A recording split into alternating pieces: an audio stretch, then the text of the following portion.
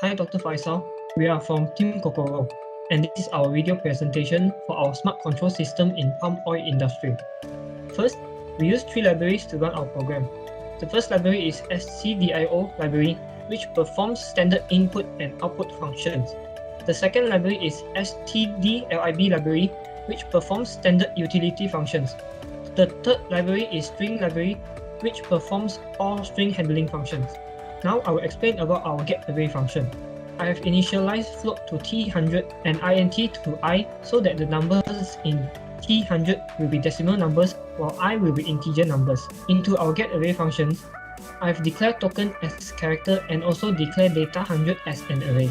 On line 20, I have declared my input file as fptr and then opened the input.txt file for my desktop location. I have used R so that the program reads the data value from the input file. Next, I use fscanf to read all the values in the input file as data array. The sentence in line 23 is to use strtoke function to tokenize the comma values from the data array. After that, we assign the integer I is equals to 0. So while the token is not equaling to null value, we will use atof function to convert array ti into floating point number. Then, we increment I by 1 to read for the next comma string. After that, we close the input file. This is the input file. The first 10 numbers are showing the pH values of the soil for each row. The next 10 numbers are showing the moisture values of the soil for each row. For this print array function, I have used loop function to loop between values of pH and moisture from lane 1 to lane 10. For our output, we initialize gptr as output file location. Open the file. This time we use W for writing action.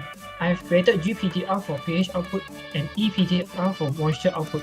Finally, close the file.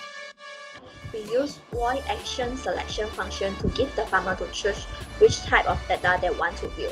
If the farmer print 1, then the output data will show the data for soil fertilizing. When the farmer print 2, then the output data will show the data for the water pump system. When the farmer has selected one of the action, then the loop starts. I is initialized to 0. The test expression of I less than 10 is evaluated. Since I is equal to 0 and less than 10 is true, the body for loop is executed. Then the system will perform the action that is needed. The update statement, which stands for increment of I, is executed. Now the new value of I will become 1. Again, the test expression is evaluated to true and the body for loop is executed. This process will go on until I becomes 10, and when I becomes 11, the statement I less than 10 will be false and the loop terminates. We also use if-else function in our coding. If the test expression is evaluated to true, statements inside the body of if are executed, and the statements inside the body of else are skipped from execution. However, if the test expression is evaluated to false, the statements inside the body of else are executed, and the statements inside the body of if are skipped from execution. Therefore, this is a test of the pH level, and this is the test of the percentage of moisture level. I am going to explain one of the tests, as both of them are similar. Let's say pH. If the pH level is equal to 1 or greater than 1 and less than 6, then these two statements will be printed out and the add calcium carbonate action will be shown in the screen.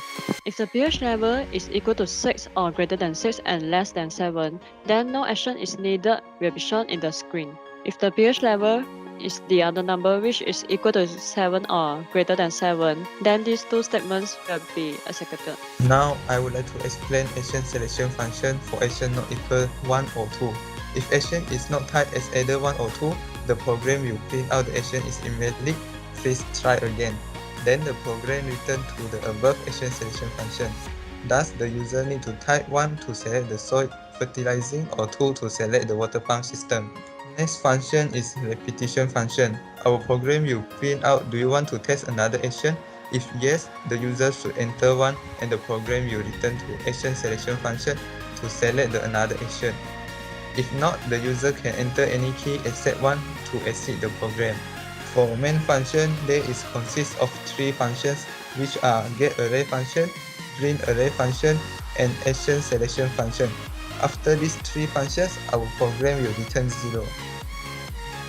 Thus, that's all from us. Thank you.